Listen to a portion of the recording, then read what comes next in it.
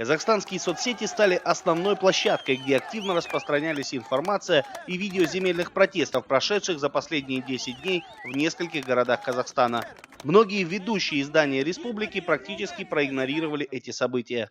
Президент Нурсултан Назарбаев заявил, что акции протеста устраивают провокаторы, которых необходимо наказывать. После выступлений на высшем уровне подключились государственные СМИ с терминами «информационная угроза», «опасность украинского сценария» или «повторение арабской весны». Один из ведущих телеканалов даже заявил о существовании некой пятой колонны, которая раскачивает ситуацию в республике. У нас есть конфиденциальная информация. За каждого человека, который придет на несанкционированное собрание, организаторы, нет, не те, кто вас позвал, а именно верхушка, кто всем на самом деле управляет, та самая пятая колонна, получает от 50 до 150 долларов за каждого. Это просто бизнес. Евразия в основном транслирует в Казахстане адаптированные программы российского Первого канала и несколько программ собственного производства. 20% доли ресурса принадлежит российскому ОАО «Первый канал». В пресс-службе телеканала были удивлены запросу настоящего времени на интервью с редактором аналитической программы. Вы пока можете скинуть свои вопросы, которые вы хотели бы задать, мне на почту. Я пока обсужу с коллегами по их графикам, по возможности этого проведения, да, и я вам сразу же отпишусь на почту сегодня же. К сожалению, на момент подготовки репортажа ответ от Евразии так и не был получен.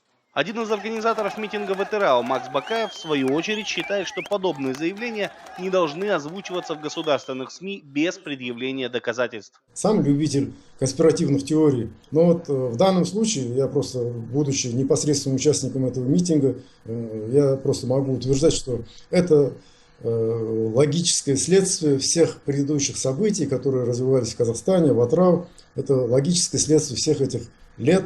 Президент Фонда защиты свободы слова Тамара Калеева считает, что затишье в официальных СМИ связано отчасти с неподготовленностью чиновников к столь масштабным акциям протеста, которых не было в Казахстане последние 5 лет после событий в Жанаозене. Они доказали, что какой бы то ни было независимости нет, что наши СМИ, к сожалению, не являются общественным институтом по реализации права на свободу выражения.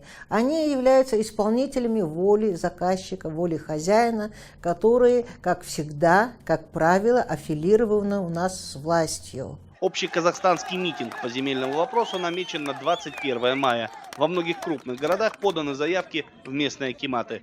В Алма-Ате массовый митинг городские власти предложили заменить общественными слушаниями с привлечением СМИ.